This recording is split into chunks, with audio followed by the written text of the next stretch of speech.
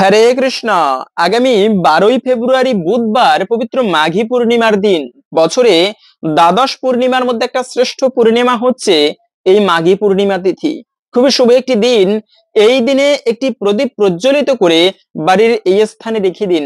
এতে অখণ্ড সৌভাগ্য প্রাপ্তি হবে এবং সংসারের দারিদ্রতা দূরীভূত হবে। খুবই গুরুত্বপূর্ণ প্রসঙ্গ। পাশাপাশি শাস্ত্রে এই মাঘী পূর্ণিমার বিশেষ মাহাত্ম্য কথা বর্ণনা করা হয়েছে। তো আমাদের সকলেরই আজকের এই গুরুত্বপূর্ণ তথ্যগুলো জানা প্রয়োজন। সকলকে স্বাগতম জানাচ্ছি আমাদের এই ধর্মীয় তথ্যমূলক চ্যানেলে। আমরা চেষ্টা করি এরকমই সনাতন ধর্মের ধর্মীয় তথ্যগুলোকে আপনাদের সাথে উপস্থাপন করতে, শেয়ার করতে। তাই আসুন আগামী কিছুক্ষণ সময় একসঙ্গে ধৈর্য ধরে আজকের এই মাঘী পূর্ণিমা প্রসঙ্গে এই তথ্যগুলো জেনে নেই। আশা করছি আজকের এই তথ্যগুলো আপনাকে অবশ্যই সমৃদ্ধ করবে। ভালো লেগে থাকলে অবশ্যই একটা লাইক করে কমেন্টে জয় মা লক্ষ্মী দেবীর জয় একবার হলেও লিখে যাবার অনুরোধ জানাচ্ছি। দেখেন, প্রতিটা পূর্ণিমা তিথি মা লক্ষ্মীর কৃপা লাভের জন্য অত্যন্ত শুভ দিন বলা হয়েছে। স্বয়ং ভগবান শ্রীকৃষ্ণ তিনিও রাস লীলা করেছিল। ভগবানের লীলার মধ্যে একটা শ্রেষ্ঠ লীলা হচ্ছে এই রাস লীলা। তিনি যেদিনকে তার অন্তরঙ্গ ভক্তদের কৃপা করেছিল সেই দিনটি ছিল পবিত্র পূর্ণিমার দিন। তাই পূর্ণিমা তিথি অত্যন্ত শুভ সময়। অন্যান্য সময়ে সাধনা করলে, পুজো করলে যে ফল প্রাপ্ত করা যায়, কিন্তু পূর্ণিমার সময়ে সাধনা করলে তার থেকে সহস্র গুণ বেশি ফল প্রাপ্ত করা যায়। সেজন্য পূর্ণিমা তিথি এতটা গুরুত্বপূর্ণ এবং শুভ বলা হয়েছে।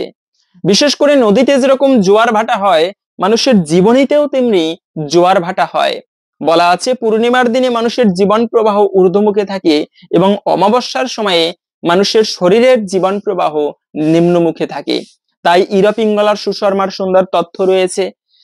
এই ক্ষৌর কর্ম করা উচিত নয়। পূর্ণিমা, অমাবস্যা, যে কোনো পূর্ণিমা তিথিতে মনে রাখবে কখনো ক্ষৌর কর্ম করা উচিত নয়। এগুলো হচ্ছে শরীরে নদীর অংশ, এতে কিন্তু গ্রহদোষ লাগে। তাই কখনো পূর্ণিমার দিনে ক্ষৌর কর্ম করা উচিত নয়। এবং এই পূর্ণিমা তিথি মনে রাখবে, এই যে চন্দ্রের আলো, সূর্যের আলোর মাধ্যমে আমরা বিজ্ঞানে, সায়েন্সে পড়েছি যে সূর্যের আলোর মাধ্যমে বৃক্ষাদিগণ সালোক সংশ্লেষণ প্রক্রিয়ার মাধ্যমে খাদ্য গ্রহণ করে বেঁচে থাকে। কিন্তু এই যে বৃক্ষে সুন্দর শস্য পরিপুষ্ট হয়, তারপরে ফুল প্রস্ফুটিত হয়, এগুলো হচ্ছে মূলত চন্দ্রের আলোয়। শাস্ত্রের খুবই সুন্দর তথ্য। এই যে এত সুন্দর ফুল প্রস্ফুটিত হয়, এগুলো কিন্তু দিনে হয় না। কেন? চন্দ্রের আলো প্রয়োজন। যে স্থানে পূর্ণিমার আলো ভালো পড়ে ওই সিজনে ওই স্থানের সবজি ভালো হয় কিন্তু। তাই চন্দ্রের আলো এটি অত্যন্ত শুভ বলা হয়েছে। বিশেষ করে তন্ত্রশাস্ত্র মতেও অনেক তন্ত্রবিদ রয়েছেন যারা তান্ত্রিক প্রয়োগ করে এই চন্দ্রের আলোর মাধ্যমে। চন্দ্রের আলো অত্যন্ত শুভ। এমনকি যাদের জীবনীতে চন্দ্রের সুদৃষ্টি রয়েছে তারা অল্পতে জীবনে সুখী হতে পারে, বিভিন্ন জায়গায় ভ্রমণ করতে পারে। চন্দ্রের ক্ষেত্র হচ্ছে এই স্থানটা। যারা ভালো জ্যোতিষ গণনা করতে পারে তারা জানে যাদের জীবনে চন্দ্রের ভালো দৃষ্টি থাকে এরা সুখী হতে পারে জীবনে। তাই চন্দ্র গ্রহ একটা গুরুত্বপূর্ণ গ্রহ। বিশেষ করে বলা হয়েছে এটি মাঘ মাস। মাঘ মাসের পূর্ণিমাকে বলা হয় মাঘী পূর্ণিমা। বছরে দ্বাদশ মাসের মধ্যে 3টি মাসকে সব থেকে শ্রেষ্ঠ বলা হয়েছে: বৈশাখ মাস, কার্তিক মাস এবং মাঘ মাস। বৈশাখ মাস কেন শ্রেষ্ঠ? কেননা বৈশাখ মাসে যে যেরকম ধর্মকার্য করুক না কেন তা অক্ষয় হয়ে থাকে। দ্বিতীয়ত হচ্ছে এই কার্তিক মাস কেন শ্রেষ্ঠ? কেননা ভগবান শ্রীকৃষ্ণ তিনি ছোট্ট গোপাল এই কার্তিক মাসেই সেই দীপাবলির দিনে মা যশোদার হাতে রজ্জু বন্দিত হয়েছিল, মানে যশোদা মাতাকে ভক্তি ডোরে বেঁধেছিল। সেজন্য এই কার্তিক মাসকে আবার দামোদর মাস বলা হয়। এই কার্তিক মাসে যদি কোনো ভক্ত একটা প্রদীপ ভগবানের উদ্দেশ্যে প্রজ্বলিত করতে পারে, তার জন্মার্জিত পাপরাশি তো ভস্মীভূত হয়ে যায়। তৎসঙ্গে তার পিতৃপুরুষ যদি নরকেও গমন করে সেখান থেকেও তারা উদ্ধার প্রাপ্ত হয়ে বৈকুণ্ঠে তাদের গতি হয়। সেজন্য কার্তিক মাসটা সব থেকে শ্রেষ্ঠ মাস দ্বাদশ মাসের মধ্যে। তবে তার মধ্যে আর একটা মাস বলা হয়েছে শ্রেষ্ঠ, তা হচ্ছে মাঘ মাস। কেন শ্রেষ্ঠ মাঘ মাস? কেননা এই মাঘ মাসে প্রচন্ড ঠান্ডা পড়ে। যদি কোনো ব্যক্তি এই মাঘ মাসের সকালবেলা ঘুমিয়ে না থেকে, সকালবেলা সুখের সময়, সাধারণত আমরা সবাই সুখ পছন্দ করি, কিন্তু মনে রাখবে যত সুখী হবে তত জড়তা আসে। এই যে শীত, শীত হচ্ছে জড়তা আনে। আর্য ঋষিদের কাছে শীত কাম্য ঋতু নয়, প্রভাতকালে শয্যা ত্যাগ করা উচিত। যে ব্যক্তি বেশি বেলা করে ঘুমায় তার ভাগ্যটাও ঘুমিয়ে থাকে, তাই অতিরিক্ত বেলা করে ঘুমানো উচিত নয়। বিশেষ করে এই পূর্ণিমার দিনে খুবই ভোরে ভোরে ঘুম থেকে ওঠা উচিত। তাই এই মাঘ মাসে যদি কোনো ব্যক্তি প্রভাতকালে স্নান করে ইষ্ট দেবতার পুজো করতে পারে, তার মাধ্যমে তার জীবনের গ্রহদোষ উপশম হয় এবং সৌভাগ্য লাভ হয়। সেজন্য এই মাঘ মাসটা দ্বাদশ মাসের মধ্যে একটা অন্যতম গুরুত্বপূর্ণ মাস বলা হয়েছে। আর এই মাঘ মাসে যে পূর্ণিমা আসে তাকে বলা হয় মাঘী পূর্ণিমা তিথি।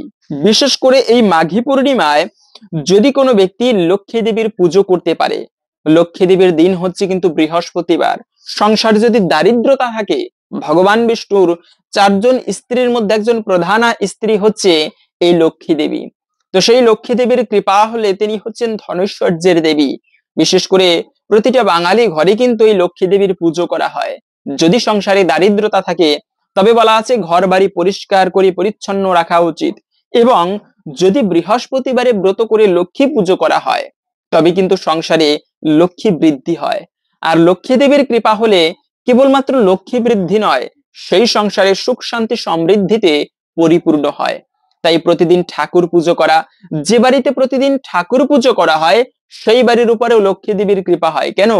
লক্ষ্মী দেবীর স্বামী হচ্ছে নারায়ণ, আর যে ব্যক্তি নারায়ণের সেবা করে তার সংসারে লক্ষ্মী দেবীর কৃপা লাভ হয়। সেজন্য এই লক্ষ্মী পুজো, নারায়ণের পুজো করা বৃহস্পতিবারে, বিশেষ করে বৃহস্পতিবারে না করলেও প্রতিটা পূর্ণিমা তিথি লক্ষ্মী দেবীর অত্যন্ত শুভ এবং প্রিয় দিন।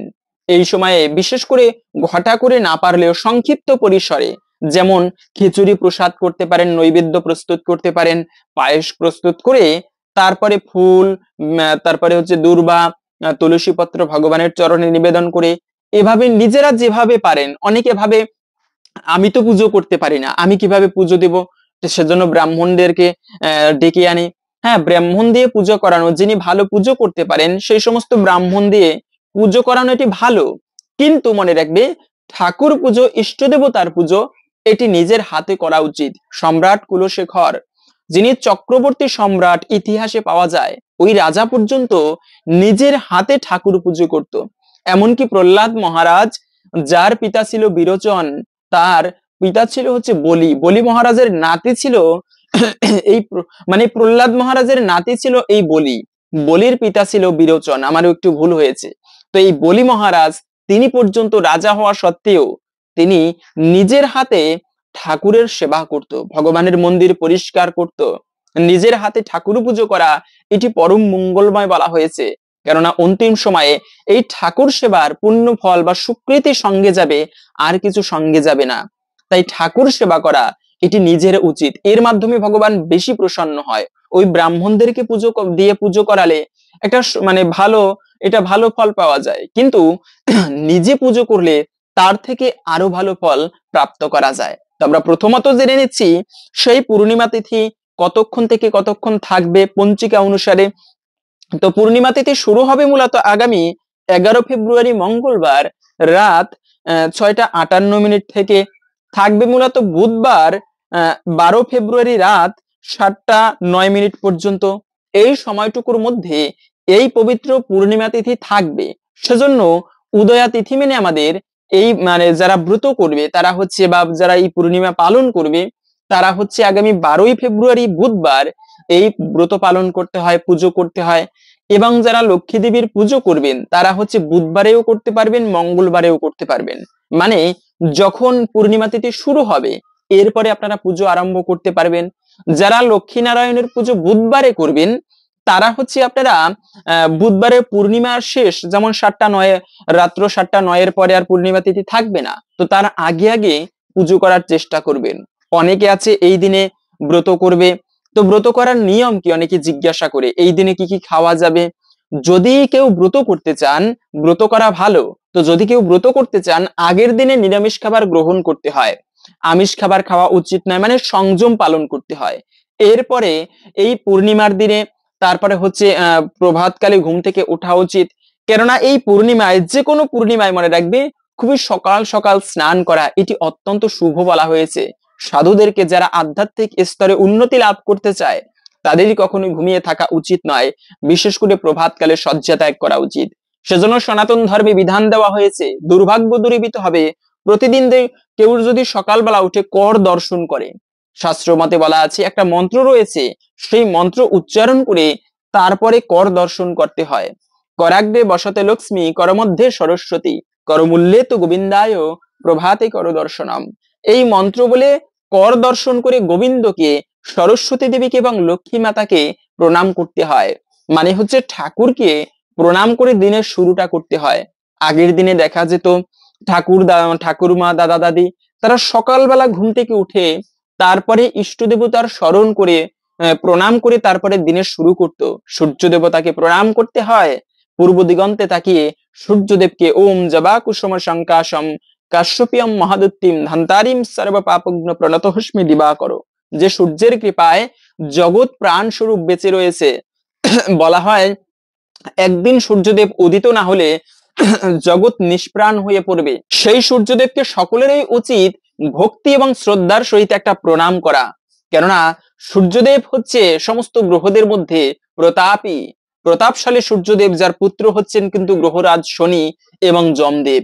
তাকে প্রণাম করার মাধ্যমে, ভক্তি করার মাধ্যমে দিনের শুরু করা উচিত।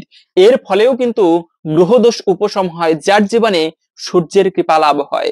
তাই বিশেষ করে এই মাঘী পূর্ণিমার দিনে বেশি বেলা করে ঘুমানো উচিত নয়। প্রভাতকালে ঘুম থেকে উঠে স্নান করা উচিত। প্রতিটা সাধু ঋষিরা তারা কিন্তু সকালবেলা স্নান করে, সকালে স্নান করে ঠাকুর পুজো করা উচিত। কিন্তু এই যে মাঘী পূর্ণিমার দিনে যে কার্যগুলো ভুলেও করা উচিত নয়, তার মধ্যে প্রথমত বলা আছে ঋণ করা উচিত নয়।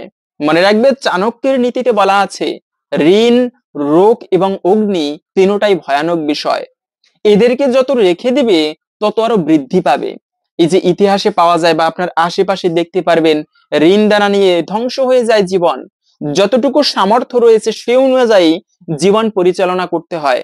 এখন ঋণ করে, ওই যে একটা চারবাগ নীতি রয়েছে, যাবৎ জীবেত সুখৎ জীবেত, ঋণম কৃত্যা ঘিতম প্রিবেত, ভস্মীভূতস্য দেহস্য কোথা পুনরাগমন। মানে চারবাগের দর্শন হচ্ছে এমন, যতদিন বাঁচবে ঘি খেয়ে বাঁচবে, ঋণ করে হলেও ঘি খাও, বাঁচবে আর কতদিন, ঘি খাও।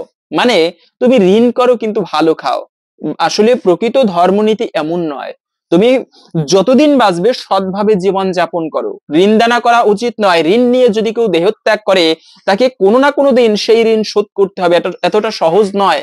সেজন্য মুসলমানের মধ্যে দেখবেন, যদিও তারা অন্য ধর্মাবলম্বী, কিন্তু সুন্দর একটা বিষয় রয়েছে তাদের মধ্যেও, কি যদি বাবা মা মৃত্যুবরণ করে, সন্তান জিজ্ঞাসা করে সবার কাছে, আমার পিতা তোমাদের কাছে কারো কাছে ঋণী ছিল কিনা, বা কেউ তোমরা টাকা পাও কিনা আমার বাবা মায়ের কাছে। যদি পেয়ে থাকে তবে সন্তানে সেই ঋণ শোধ করে দেয়, কেননা ওই ঋণ শোধ করার জন্য বাবা মাকে কষ্ট পেতে হয়। তারা কিন্তু স্বর্গে যেতে পারে না, এতটা সহজ নয় মনুষ্য জীবন, ধর্ম কাজ। যে যুধিষ্ঠির মহারাজ, সে মাত্র একটা মিথ্যা কথা বলেছিল, অশ্বত্থামা হত ইতি গজ। আর সেই মিথ্যা কথার বলে, মিথ্যা কথাও নয়, একটা হাতি, ওই হাতির নাম ছিল অশ্বত্থামা, সেই হাতিটাকে মেরে ফেলেছে। এবং তখন গুরুদেবের সামনে বলেছিল অশ্বত্থামা হত ইতি গজ। সাথে সাথে তার রথ, যে সত্যবাদী যুধিষ্ঠির, তার রথ সব সময় শূন্যের উপর দিয়ে চলতো, সেই যুধিষ্ঠিরের রথ সাথে সাথে মাটি স্পর্শ করেছিল। তাই এই জীবনে কখনো মিথ্যা কথা বলা উচিত নয়, অপশব্দ প্রয়োগ করা উচিত নয়, এতটা সাধারণ নয়। যদি কোনো ব্যক্তি ঋণ নিয়ে দেহত্যাগ করে, তিনিও কিন্তু কষ্ট পায়, স্বর্গে যেতে পারে না। তাই ঋণ করা উচিত নয়। অনেক সময় আসে প্রয়োজনের ক্ষেত্রে ঋণ করা হতে পারে, সেটা ভিন্ন বিষয়, অতিরিক্ত প্রয়োজনে লাগে, কিন্তু কখনো বিনা প্রয়োজনে, বিশেষ করে এই বৃহস্পতিবারে ঋণ দেওয়া নেওয়া করা উচিত নয়। মনে রাখবে এটিকে অশুভ বলা হয়েছে। দ্বিতীয়ত হচ্ছে অশুভ, মানে অপশব্দ প্রয়োগ করতে নেই, খারাপ কোনো ভাষা, মিথ্যা কথা বলা উচিত নয়। কলি সেখানেই অবস্থান করে যেখানে মিথ্যা কথা বলা হয়। মিথ্যার আশ্রয় নেওয়া কখনো উচিত নয়, এটিকে সব থেকে মহাপাপের বলা হয়েছে। এমনকি অহংকার করে কখনো কোনো কথা বলতে নেই।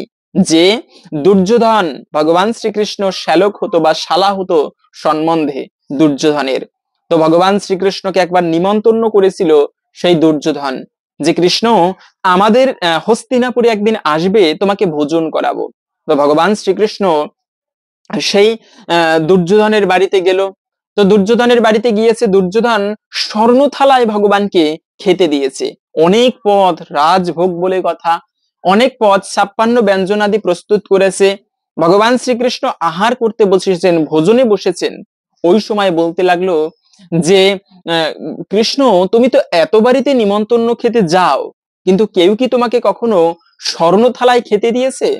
শুনেই তো ভগবান রুষ্ট হলেন। আরে দুর্যোধন, তুমি স্বর্ণ থালায় খেতে দিয়েছো, তোমার মধ্যে অহংকার। আর যে বাড়িতে অহংকার, সেখানে আমি কখনো খাবার গ্রহণ করি না। বলার উদ্দেশ্য হচ্ছে, ভগবান দুটি ব্যক্তিকে কখনো কৃপা করে না। এক হচ্ছে যিনি অহংকারী, যার মধ্যে অহংকারের লেশ মাত্র থাকে, তিনি কদাপি ভগবানের কৃপা লাভ করতে পারে না। এই অহংকারকে দূর করতে হবে ভগবানের কৃপা প্রাপ্ত করার জন্য। যেরকমটা ছিল দুর্যোধন, তার মাথার উপরে কখনো ছাতাও কেউ ধরতে পারতো না, আমার মাথার উপরে কেউ থাকবে না, সেজন্য দুর্যোধন সেই বৃষ্টিতে ভিজতো এবং রোদে পুড়তো।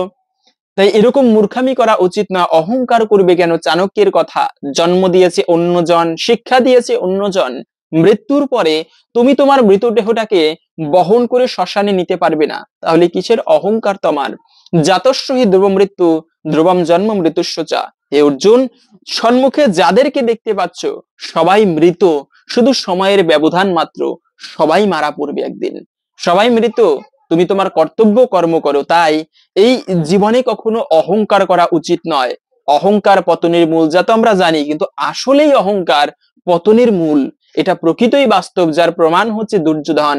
বিশেষ করে কখনো অহংকার করা উচিত নয়, অপশব্দ প্রয়োগ করা উচিত নয় এই পবিত্র মাঘী পূর্ণিমার দিনে। এবং যারা আরো সৌভাগ্য লাভ করতে চান, যাদের জীবনে বেশি বেশি বিপদ আপদ হয়, তবে বলবো এবছরে যে মাঘী পূর্ণিমা পড়েছে, এই মাঘী পূর্ণিমা কিন্তু বুধবারে পড়েছে। আর বুধবার দিনটি হচ্ছে গণেশজির দিন, অত্যন্ত শুভ একটি দিন এই বুধবার। তাই আপনারা গণেশের পুজো করলে, কিন্তু গণেশকে বলা হয় বিঘ্ন বিনাশক। যদি জীবনীতে বেশি বেশি বিপদ আপদ হয়, সেক্ষেত্রে বলা হয়েছে গণেশের পুজো করা উচিত। বিশেষ করে এই একটা মহাযোগ পবিত্র মাঘী পূর্ণিমা দিন, এই দিনে গণেশের পুজো করাকে অত্যন্ত শুভ বলা হয়েছে। দুর্বা, বিল্লপত্র, তারপরে গণেশের সব থেকে প্রিয় হচ্ছে লাড্ডু। আপনারা 21টি লাড্ডু গণেশজিকে নিবেদন করতে পারেন। 21টি লাড্ডু গণেশজিকে নিবেদন করলে এর ফলেও জীবনে বিঘ্ন নাশ হয়, গণেশের কৃপা হয়। গণেশ হচ্ছে সমস্ত দেবতার পুজো করার প্রারম্ভে গণেশ পুজো করতে হয়। ওম শ্রী গণপতায় নামা বলে গণেশ দেবতাকে পুষ্প অর্পণ করতে হয়। কেননা এই গণেশ তিনি আশীর্বাদ পেয়েছিল সমস্ত দেবতাদের কাছ থেকে, যে সবার পুজো করার আগে তোমার পুজো হবে কিন্তু। তাই গণেশ হচ্ছে অষ্টসিদ্ধিদাতা। অনিমা, লঘিমা, ঈশিতা, বসিতা, কামিকা, অনেক প্রকার সিদ্ধি রয়েছে। যারা যোগ সাধনা করে, তপস্যা করে, তারা কিন্তু এই সিদ্ধি প্রাপ্ত হয়। এবং যিনি সেই সিদ্ধি দান করেন, তিনি হচ্ছেন কিন্তু অষ্টসিদ্ধিদাতা গণেশ। তাই আপনারা জীবনে বেশি বেশি বিপদ আপদ হলে, অনেক আছে ছোট বাচ্চাদের নজর দোষ লাগে, সুন্দর একটা তথ্য বলে দিচ্ছি, তাহলে গণেশ পুজো করবেন। পরিবারে ঘরের উপরে লাল রং দিয়ে স্বস্তিকা চিহ্ন অঙ্কন করা কেউ খুবই শুভ বলা হয়েছে। যাত্রাকালে যদি গণেশ মূর্তি দর্শন করা হয়, তবেও কিন্তু সেই যাত্রায় কোনো বিঘ্ন হয় না, সমস্ত বিঘ্ন দূর হয়ে যায় প্রভু গণেশজির কৃপায়। তাই গণেশের পুজো করা এটি অত্যন্ত শুভ বলা হয়েছে। আরেকটি বিষয় হচ্ছে, যে কোনো শুভ দিনে ভুলক্রমেও এই একটি কার্য করবে না, তা হচ্ছে মনে রাখবে, নিন্দা করবে না। কলিযুগ কলৌ দোষের রাজন্যস্তি এক মহান গুণ। কলিযুগ হচ্ছে দোষের নিধি, যেখানে যাবে সবই দোষ, এমন কোনো জায়গা নেই যেখানে দোষ নেই। কিন্তু কখনো কারো নিন্দা করা উচিত নয়। আমরা হচ্ছে এক জায়গায় বসলে কে কি করেছে চতুর্দিকের নিন্দা শুরু হয়ে যায়। আর মনে রাখবে, নিন্দা কখনো ভালো নয়। নিন্দার মাধ্যমে পাপ সঞ্চয় হয়, পুণ্য নয়। এবং এই নিন্দার ফলে কিন্তু নিজের জীবনে অমঙ্গল আসে। তাই কখনো নিন্দা করা উচিত নয়। শাস্ত্রে খুবই সুন্দর একটি কাহিনী পাওয়া যায় এই প্রসঙ্গে। একজন রাজা ছিলেন, সৎ রাজা। তিনি রাজ্যের ব্রাহ্মণদেরকে সেবা করতেন। ব্রাহ্মণ সেবা কিন্তু খুবই উত্তম বলা আছে। তো সেই রাজা ভালো রাজ্যের সমস্ত ব্রাহ্মণদেরকে একদিন ভোজন করাচ্ছিলেন, বৈষ্ণব সেবা দিচ্ছিলেন। সবার জন্য বিশাল ভোজনের আয়োজন করা হয়েছে, পাকশী রান্না করতেছিল। তো বৈদিক যুগ তো, আগেকার দিনে যেখানে রান্না করা হচ্ছিল তার উপরে কোনো ছাউনি বা কিছু দেওয়া হয়নি। তো দেওয়া হয়নি, ওই অবস্থায় পাশ দিয়ে একটা ঈগল একটা বিষধর সর্পকে ধরে ওই উপর দিয়ে চলে যাচ্ছিল। যাবার সময় সর্পটা তো প্রাণ ভয়ে ভীত হয়ে নিজে একটা কামড় দিয়েছে সেই ঈগলের পায়ে। আর ঈগলের পায়ে কামড় দিয়েছে, বিষ ছেড়ে দিয়েছে। উপর থেকে সেই সাপের, ভয়ানক সাপ, সব থেকে বিষধর সর্প হচ্ছে কিন্তু ব্ল্যাক ম্যাম্বা যাকে বলা হয়, যাকে বাংলা ভাষায় আমরা কালিজাতি সাপ বলি। তো সেই সাপের বিষ, এক ফোঁটা বিষ, সেই নিশে পায়েস প্রস্তুত করা হচ্ছিল, সেই মিষ্টান্নতে এক ফোঁটা বিষ এসে পড়েছে উপর থেকে। উপরে কোনো ছাউনি দেওয়া ছিল না। তো ওই পাকসী তো রান্না করতেছে, তিনি খেয়াল করেনি বিষ পড়েছে তার মধ্যে। তো এভাবে করে নাড়া দিয়ে সমস্ত বিষটা মিশিয়ে দিল। এর ফলে সেই খাবার তো সবাই পরম তৃপ্তিতে খেলো, সবশেষে যখন মানে সেই পায়েস বা মিষ্টান্ন ভোজন করালো, সবাই মারা পড়লো। যে যে সেই মিষ্টান্ন গ্রহণ করেছে, একমাত্র রাজা ভিন্ন, মানে যে যে ওই মিষ্টান্ন খাননি তারা ভিন্ন, সবাই মারা পড়েছে। রাজ্যে হাহাকার পড়ে গেল। এত ব্রাহ্মণ হত্যার পাপ সাধারণ নাকি? একসাথে হাজার হাজার ব্রাহ্মণ মারা পড়েছে। আর ব্রহ্ম হত্যার পাপ, সব থেকে ভয়ানক পাপ হচ্ছে কোনো ব্রাহ্মণ হত্যা করা, কোনো বৈষ্ণব হত্যা করা। রাজা তো মহাদুখী, রাজ্যে অনিষ্ট মানে চলে এসেছে। এইদিকে যমরাজ পড়েছে বেকায়দায়। কেন? কেননা এই যে পাপ হয়েছে, এই পাপটা কাকে দেবে? এই ব্রাহ্মণ হত্যার পাপ। রাজা তো পাপ করেনি, তিনি বৈষ্ণব সেবা দিয়েছেন শুদ্ধ মনে, তার কি পাপ হয়েছে? তার পাপ হয়নি, কেননা ওই বিষ তো আর রাজা দেয়নি ইচ্ছা করে। আবার যিনি রান্না করেছে তাদেরও তো পাপ হয়নি, কেননা তারাও তো ইচ্ছা করে করেনি। আবার যারা গ্রহণ করেছে তাদের কি পাপ? তাদেরও পাপ নয়। তাহলে যমরাজ এই শাস্তিটা কাকে দিবে?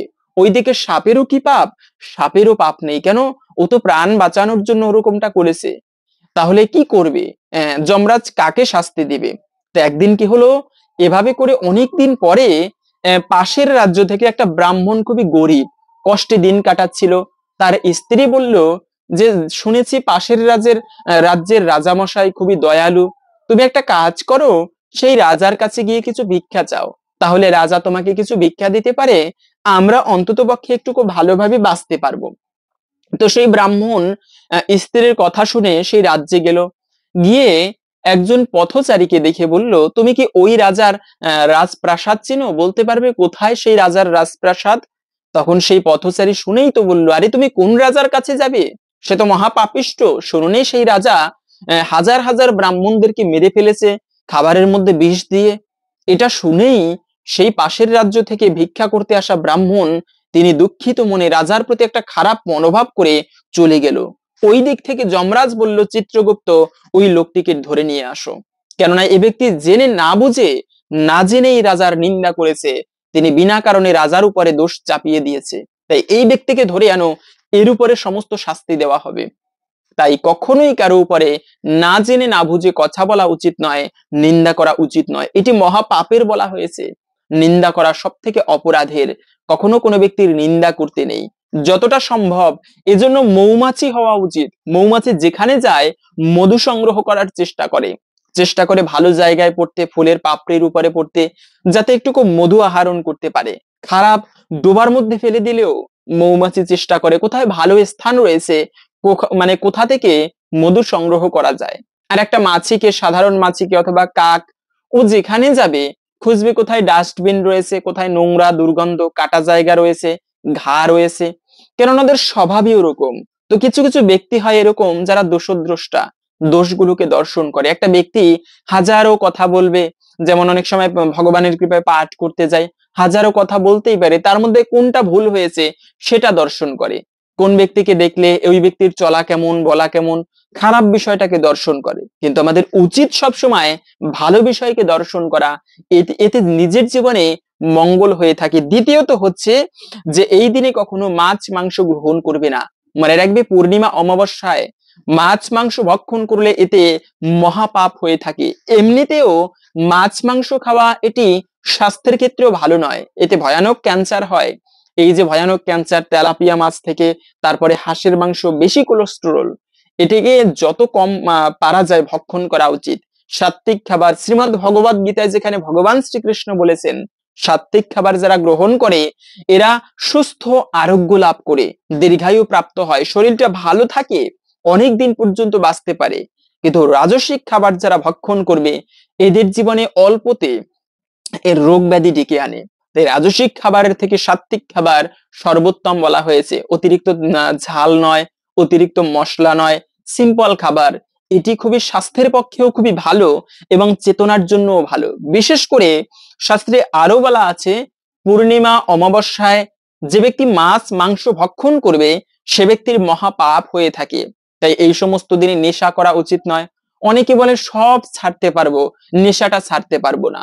আরে মনে রাখবে, মানুষ পারে না এমন কোনো কিছু নেই, মানুষ সব পারে, মানুষের দ্বারা সবকিছু সম্ভব। তাই অবশ্যই নেশাটা, একদিন নেশা না করলে মারা যাব নাকি? অবশ্যই পারবো। নেশাকে বর্জন করা উচিত, এভাবে চেষ্টা করা উচিত ধীরে ধীরে নেশাটাকে বর্জন করতে। কখনো নেশা ভালো নয়। আপনি যার কাছে জিজ্ঞাসা করবেন সেই বলবে নেশা খারাপ, এবং যারা করে নেশা তারাও জানে নেশা খারাপ, কিন্তু ওই যে ছাড়তে পারি না, একটা আসক্তি। আর আসক্তি সব সময় মনে রাখবে এটি খারাপ বলা হয়েছে। পবিত্র পূর্ণিমার দিন, মাঘী পূর্ণিমা তিথি, এই দিনে নেশা থেকে যতটা সম্ভব বিরত থাকা উচিত। তারপরে হচ্ছে এই দিনে পবিত্র নদীতে স্নান, যা তো আমরা বললাম। কিন্তু সব থেকে সৌভাগ্যের বিষয় হচ্ছে যারা এই পূর্ণিমার দিনে বৈষ্ণব সেবা দিতে পারবেন। মনে রাখবে, এই দিন অনেকে লক্ষ্মী দেবীর পুজো করবে, নারায়ণের পুজো করবে। যেহেতু এই পবিত্র পূর্ণিমা পড়েছে বুধবারে, তাই অনেকে প্রভু গণেশের পুজো করবে, গাণপত্য গণেশ, যার পুজো করার মাধ্যমে জীবনের বিপদ নাশ হয়। কিন্তু সব থেকে শ্রেষ্ঠ পুজো বলা হয়েছে বৈষ্ণবের সেবা করা। মনে রাখবে, মহাদেব নিজে বলেছেন মা পার্বতীকে, দেবী, জগতে সমস্ত দেবদেবীর পূজা থেকে, দেবতার পুজো থেকে শ্রেষ্ঠ পুজো হচ্ছে ভগবান শ্রী বিষ্ণুর পুজো করা। এবং সেই ভগবান শ্রী বিষ্ণুর পুজো করলে যে ফল প্রাপ্ত করা যায় তার থেকেও অধিক ফল লাভ করা যায় ভগবানের ভক্তদের পুজো করার মাধ্যমে। পদ্মপুরাণের কথা, আরাধনানাম সর্বেশাম বিষ্ণুর আরাধনাম পরম তস্মাৎ পরতরম দেবী তদীয়ানাম সমার্চনাম। সমস্ত আরাধনার থেকে শ্রেষ্ঠ হচ্ছে ভগবান বিষ্ণুর আরাধনা করা। কিন্তু হে দেবী, সেই বিষ্ণুর আরাধনা থেকেও শ্রেষ্ঠ উপাসনা হচ্ছে তার ভক্তদের পুজো করা। তাই ভগবান তার ভক্তদেরকে সব থেকে বেশি ভালোবাসে। তাই তো বলা হয়েছে, মোর ভক্ত নাহি পূজে, মোরে পূজে মাত্র, দাম্ভিক সে নহে মোর প্রসাদেরও পাত্র। আমার ভক্তের পুজো করে না, কিন্তু কেবলমাত্র আমার পুজো করে সে ব্যক্তি দাম্ভিক, সে আমার প্রসাদের পাত্র নয়, আমার কৃপার পাত্র নয়। তাই উচিত এই দিনে বৈষ্ণব সেবা দেওয়া। সারিয়া বৈষ্ণব সেবা নিস্তার পায়াছে কেবা। বৈষ্ণব সেবা ছেড়ে কেউ নিস্তার পায়নি। বৈষ্ণবের চরণ ধুলি, এটি সর্বমঙ্গলময়। তাই যদি সম্ভব হয়, পারেন, তবে কিছু বৈষ্ণবদেরকে এই পবিত্র পূর্ণিমার দিনে বাড়িতে নিমন্ত্রণ করে তাদেরকে ভোজন করেন, যথাসাধ্যভাবে তাদেরকে সেবা দেন। স্বয়ং পাঞ্চালী, দ্রৌপদী, পঞ্চপাণ্ডব এরা পর্যন্ত বৈষ্ণব সেবা দিয়েছিল। রুহিদাস মুচি, যাকে ভোজন করার পরে স্বর্গে তারা ঘন্টা বেজেছিল। তো এজন্য মূলত এই বৈষ্ণব সেবা সর্বমঙ্গলময়। বৈষ্ণব সেবার মাধ্যমে ভগবানের কৃপা পর্যন্ত লাভ করা যায়। ভগবানের সেবাটা হয়তো বা ঠিকভাবে করতে পারে না, কিন্তু বাড়িতে প্রত্যহ তুলসী সেবা করে, বৈষ্ণব সেবা করে, এর মাধ্যমেও ভগবানের কৃপা নিঃসন্দেহে প্রাপ্ত করা সম্ভব। তাই প্রত্যেককে বলবো, আপনারা এই পবিত্র পূর্ণিমার দিনে বৈষ্ণব সেবা দিবেন, এবং সেই বৈষ্ণবদেরকে দান করা অত্যন্ত শুভ এবং মঙ্গলময় বলা হয়েছে। দানই দ্রব্যেন শুদ্ধতি। যাদের পরিবারে দারিদ্রতা রয়েছে এবং সেই দারিদ্রতা দূর করতে চান, সকলকে বলবো আপনারা দান করবেন। দানের মাধ্যমে ধন কখনো কমে না, বরঞ্চ আরো বৃদ্ধি পায়। তাই যে যার যেরকম সামর্থ্য রয়েছে সেই অনুযায়ী দান করবেন। এটি অত্যন্ত শুভ। বিশেষ করে যে কোনো পূর্ণিমার দিনে বাড়িতে যদি কোনো অতিথি আসে, বৈষ্ণব আসে, ব্রাহ্মণ আসে, তাদেরকে অনেকে আছে দান করার পরে অহংকার করে, মন্দিরে আমি এত টাকা দিয়েছি, আমার নামটা সবার উপরে থাকবে। অনেক সময় দেখেছি মন্দিরে একটা কিছু দান করলে তার গায়ে লিখে দেয় সৌজন্যে অমুক ব্যক্তি। এটা কখনো করা উচিত নয়। মনে রাখবে, সুনামের জন্য যে ব্যক্তি দান করে ওই দানের পূর্ণ ফল লাভ হয় না। নাম অর্জন করার জন্য দান করা নয়, দান হচ্ছে অপরের মঙ্গলের জন্য। এটা অপরকে দেখানোর জন্য নয় যে আমি দান করি, একটা অহংকার ভাব। আর অহংকারী ব্যক্তি তো ভগবানের কৃপা লাভ করতে পারবে না। তাই দান করবে। অনেক সময় আছে ভিখারীদেরকে দান করা হয়, এই ওই আছে নিয়ে যাও, মানে ছুঁড়ে ফেলে টাকা। সব থেকে অপরাধের চরম অপরাধ, এতে লক্ষ্মী দেবী ভীষণ ভাবে রুষ্ট হয়। মানে রাখবে, কখনো কোনো ব্যক্তি হতে পারে সে ভিখারি, প্রথমত হচ্ছে মানুষ, সবার উপরে মানুষ সত্য, তাহার উপরে নাই, আমরা তো জানি। কিন্তু এই চেতনাটা খুবই কম কাজ করে। ধনী হতে পারে, কিন্তু প্রথমেই হচ্ছে মানুষ। একদিন ওই ধনও থাকবে না, একদিন ওই তোমার কিচ্ছু থাকবে না। সেই দিন শুধুমাত্র তুমি কি ভালো কাজ করলে সেটি তোমার সাথে যাবে। তাই মৃত্যুর সময় তোমার ওই টাকা পয়সা কিছু রক্ষা করতে পারবে না। সেজন্য এমন ব্যবহার করা উচিত যার মাধ্যমে কেউ কষ্ট না পায়। কখনো কারোর সাথে খারাপ ব্যবহার করা উচিত নয়, এবং দান করার পরে অহংকার করা উচিত নয়। অনেকে অহংকার করে বলে আমার দয়ায়ও বেঁচে আছে, আমি ওকে পড়াচ্ছি, এমনও কখনো বলা উচিত নয়। এতে ভগবান তথা মা লক্ষ্মী ভীষণভাবে রুষ্ট হয়। এবং এই সময়ে যারা এই পবিত্র পূর্ণিমার তিথিতে যারা ইষ্টমন্ত্র জপ করবে, এটি সর্বমঙ্গলময় বলা হয়েছে ইষ্টদেবের কৃপা লাভের জন্য। মনে রাখবে, ভগবানের কৃপা লাভের জন্য মন্ত্র জপের উপরে আর কোনো শ্রেষ্ঠ উপায় নেই। মন্ত্র জপ, মন্ত্র মানে হচ্ছে যা মনকে ত্রাণ করে। জপ করার মাধ্যমে মুনি ঋষিরা পর্যন্ত মন্ত্র জপ করে পরব্রহ্মের ধ্যান করতে থাকে।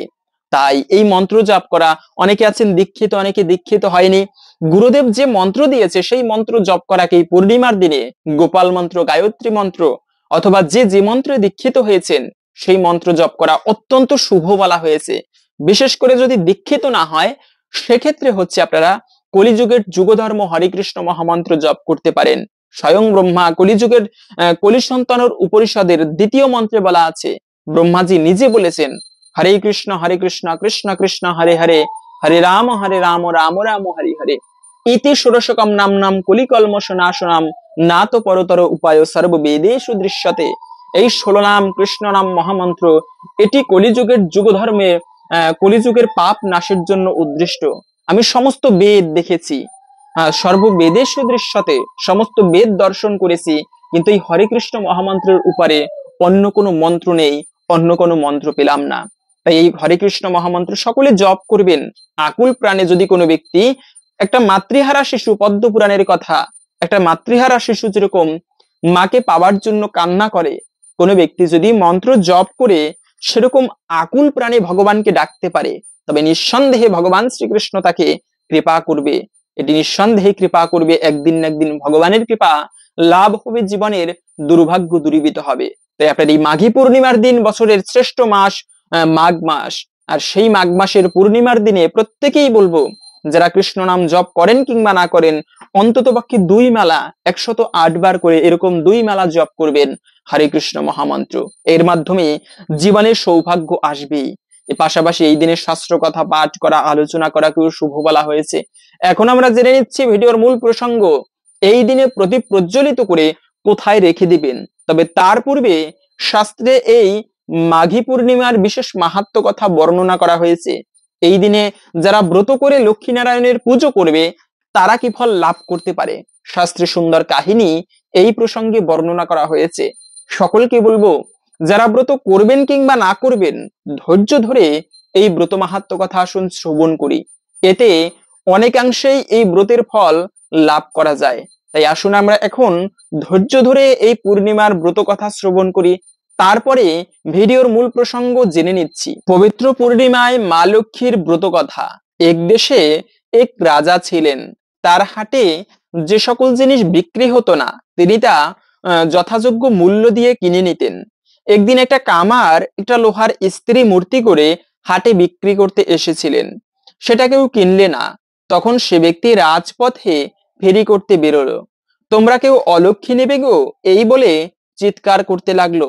রাজা শুনতে পেয়ে সেই লোকটিকে ডাকিয়ে তাকে উচিত মূল্য দিয়ে সেই মূর্তিটি কিনে নিলেন। তারপর তিনি সেই দিন সন্ধ্যার সময়ে তার বাড়িতে একটি স্ত্রী লোকের কান্না শুনতে পেলেন।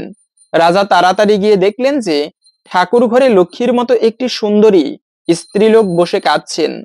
রাজা জিজ্ঞাসা করলেন, তুমি কে মা, কেন কাঁদছো? সেই স্ত্রীলোক বললেন, আমি রাজলক্ষ্মী, অনেকদিন তোমার বাড়িতে আছি আর থাকবো না, তাই কাঁদছি। রাজা জিজ্ঞাসা করলেন, তুমি কেন যাবে মা, আমি কি অপরাধ করেছি? রাজলক্ষ্মী বললেন, তুমি অলক্ষ্মী কিনেছো, তাই আমি আর থাকতে পারবো না। তবে তোমার বাড়িতে অনেক আদর যত্ন পেয়েছি, তাই তোমাকে এই বর দিয়ে যাই যে তুমি পশু পক্ষী কীট পতঙ্গের কথা বুঝতে পারবে। আর আমার একটি কথা স্মরণে রাখবে, মানুষের সার আচার ব্যবহার, নারীর সার দমন, ভোজনের সার ঘৃত এবং নিশির সার জাগরণ। এই বলে মা লক্ষ্মী অন্তর্হিত হলেন। রাজা রাত্রে নিদ্রা যান না। একদিন দেখেন একটি স্ত্রীলোক বাড়ি থেকে বেরিয়ে যাচ্ছেন। রাজা জিজ্ঞাসা করলেন, তুমি কে মা, কোথায় যাচ্ছ? সেই রমণী মূর্তি বললেন, আমি ভাগ্যলক্ষ্মী, তুমি অলক্ষ্মী কিনেছো, তাই আমি আর থাকবো না, এই বলে চলে গেলেন। রাজা আরেকদিন একজন স্ত্রীলোককে বাড়ি থেকে বেরিয়ে যেতে দেখে জিজ্ঞাসা করলেন, তুমি কে? তিনি বললেন, আমি যশোলক্ষ্মী। তুমি অলক্ষ্মী কিনেছো, তাই আমি তোমায় ছেড়ে চলে যাচ্ছি। এরপরে একদিন রাত্রে একটি পুরুষ মূর্তি আর একটি স্ত্রী মূর্তি বাড়ি থেকে চলে যাচ্ছেন দেখে রাজা জিজ্ঞাসা করলেন, তোমরা কে? রমণী বললেন, আমি কুললক্ষ্মী। পুরুষ মূর্তি বললেন, আমি ধর্ম। তুমি অলক্ষ্মী কিনেছো, তাই আমরা আর থাকবো না। রাজা ধর্মকে বললেন, ধর্ম, আমি সত্য প্রতিজ্ঞা রক্ষা করার জন্য অলক্ষ্মী কিনেছি। আপনার বলেই রাজলক্ষ্মী, ভাগ্যলক্ষ্মী, যশলক্ষ্মীকে বিদায় দিয়েছি। কুললক্ষ্মীও ইচ্ছা করলে যেতে পারেন, কিন্তু হে ধর্ম, আপনার কখনো যাওয়া উচিত নয়, কারণ আমি তো আপনার মর্যাদা নষ্ট করিনি। যে সত্য ধর্ম পালন করে তাকে ত্যাগ করতে নেই। কুললক্ষ্মী চলে গেলেন, রইলেন কেবল ধর্ম। রাজা যখন যা আহার করতে বসেন তখন অনেকগুলি পিঁপড়ে এসে পাতের চারকাছে জমা হয়। প্রতিদিন এরূপ হয়। রাজার দিন দিন অবস্থা মন্দ হতে লাগলো। একদিন রানীকে বললেন, দেখো, আজ আমার কোনো তরকারিতে ঘি দিও না, ভাতেও ঘি দিও না। রানী রাধুনীকে বারণ করলেন, সেদিন রাজার কোনো খাবার জিনিসে ঘি দেওয়া হলো না। রাজা আহারে বসলেন, সেই সময় সেই পিঁপড়েগুলি এসে পাতের চারকাছে ঘুরে ফিরে বেলাতে লাগলো আর পরস্পর বলতে লাগলো, দেখো ভাই, রাজা অলক্ষ্মী কিনে একেবারে গরিব হয়ে গিয়েছে, আর ঘি পর্যন্ত খেতে পায় না। রাজা কথাটি শুনে হেসে ফেললেন। রানী বললেন, মহারাজ, আপনি হাসলেন কেন? রাজা বললেন, সে কথা তোমায় বলবো না, বললে আমি মরে যাব। রানী এই কথাটি জানতে চায়। রানী বললেন, না, আপনাকে বলতেই হবে, আমি কোনো মতেই ছাড়বো না। রাজা বললেন, তুমি যদি আমায় না চাও, কেবলমাত্র এই কথাটি জানতে চাও, তবে গঙ্গার তীরে চলো, যদি মৃত্যু হয় সেখানেই হবে। এই বলে রানীকে সঙ্গে করে নিয়ে রাজামশাই সেই গঙ্গার তীরে গেলেন। গিয়ে বললেন, রানী, তুমি আমায় চাও নাকি কেবলমাত্র এই কথাটি জানতে চাও? রানী ভাবলেন, একটি কথা বললে মৃত্যু হবে, এ হয় নাকি? তাই রানী বললেন, আমি কথা চাই। সেইখানে একটা ছাগল আর একটি ছাগলি চড়ছিল, আর গঙ্গার মাঝখানে একটা ঘাসের মুঠ ভেসে যাচ্ছিল। ছাগলি ছাগলকে বললে, ওই ঘাসগুলো আমায় এনে দাও না, আমি খাই। ছাগল বললে, আমি তোমার জন্য জলে ডুবে মরি আর কি, আমি তো রাজার মতো বোকা নই যে রাজা যেমন স্ত্রীর কথায় মরতে এসেছে। রাজা তখন ছাগলের কথা বুঝতে পেরে রানীকে খুব প্রহার করে সেই গঙ্গার তীরে জঙ্গলের মধ্যে ছেড়ে দিয়ে চলে গেলেন। রানী সেই গঙ্গার তীরে বনে বনে কেঁদে বেড়ান। রাজা আর কোনো খোঁজ খবর করেন না। রানীর আর দুর্দশার সীমা নেই। একদিন সন্ধ্যার সময়ে শঙ্খ ঘণ্টার শব্দ শুনে রানী সেখানে গিয়ে দেখেন কতগুলি মুনিকন্যা লক্ষ্মী ঠাকুর গড়ে তাতে রং মাখিয়ে, ফুল তুলে, চন্দন ঘষে, নৈবেদ্য দিয়ে, চিড়ে, পাটালি, নারিকেল দিয়ে পুজো করছেন।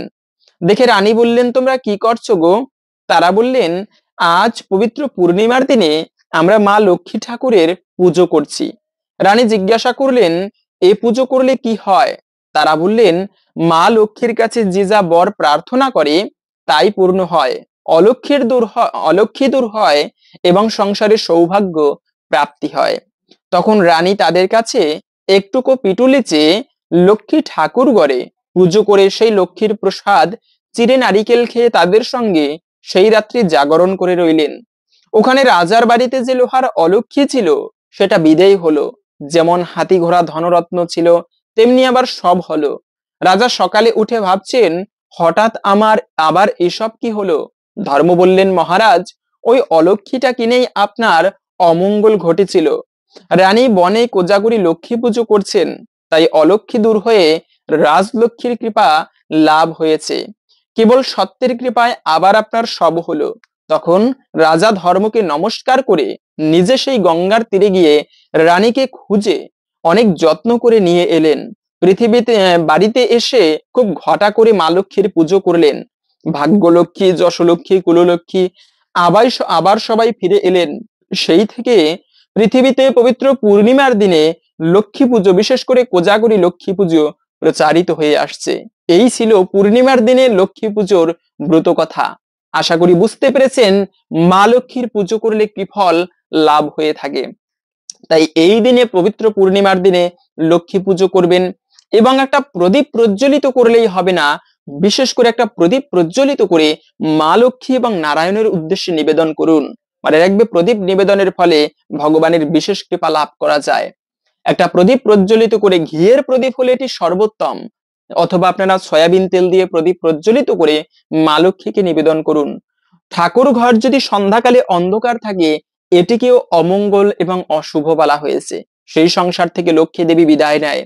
তাই প্রদীপ প্রজ্বলন করা এটি খুবই শুভ এবং মঙ্গলময় বলা হয়েছে। পাশাপাশি হচ্ছে আরেকটি প্রদীপ প্রজ্বলিত করে তুলসী তলায় রাখুন। এর মাধ্যমে সংসারের দারিদ্রতা দূরীভূত হবে। পাশাপাশি হচ্ছে একটা প্রদীপ যদি ঠাকুরকে অর্পণ করা হয়, তাতে পিতৃপুরুষগণ তারা পর্যন্ত তাদেরও মঙ্গল লাভ হয়ে থাকে, শুধুমাত্র ভগবানকে প্রদীপ নিবেদনের ফলে। এতটা মাহাত্ম্যপূর্ণ বলা হয়েছে সেই প্রদীপ প্রজ্বলিত করাকে। প্রদীপের আলোয় যেরকম অন্ধকার দূরীভূত হয়, ঠিক তেমনি একটা প্রদীপ ঠাকুরকে নিবেদন করলে জীবনের সৌভাগ্য প্রাপ্তি হয়, জীবনের অন্ধকার নাশ হয়ে যায়। হরে কৃষ্ণ। আশা করছি আজকের এই গুরুত্বপূর্ণ তথ্যগুলো জেনে আপনি একটুকু হলেও সমৃদ্ধ হয়েছেন।